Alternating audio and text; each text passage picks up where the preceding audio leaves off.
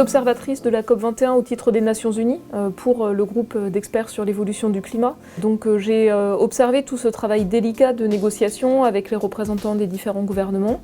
Il y avait également beaucoup d'espaces de dialogue entre les chercheurs, la société civile, le monde de l'entreprise, les organisations non gouvernementales, les représentants des différents pays sur un certain nombre de sujets, parce que c'est aussi une occasion pour transmettre nos connaissances vers le monde politique ou l'ensemble de la société.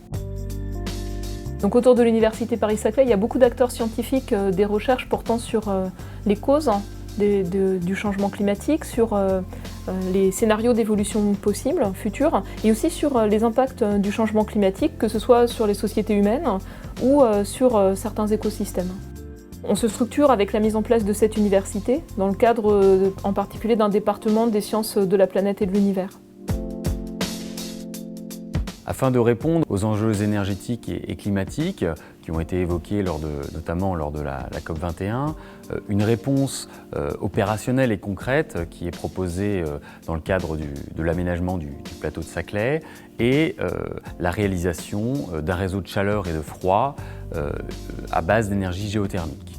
L'échelle de l'infrastructure et des besoins permet d'accéder à une ressource locale et inépuisable qui est la nappe de l'Albien. Il s'agit donc d'un réseau de chaleur et de froid à base d'énergie géothermique. Comment cela fonctionne? Il y a un forage qui permet de puiser cette eau. Cette eau circule dans un réseau géothermal et ensuite réinjectée à nouveau dans la nappe de l'Albien. C'est-à-dire qu'on est sur un circuit fermé. La solution technique proposée par l'industriel permet d'atteindre une haute performance énergétique et environnementale. L'énergie livrée sera 62% renouvelable et les émissions de gaz à effet de serre seront 3 fois inférieures à une solution conventionnelle fonctionnant au gaz.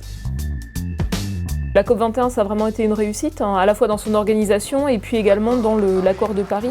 Donc c'est un accord universel qui va être ouvert à ratification, mais qui a été approuvé par les représentants des 195 pays qui étaient présents.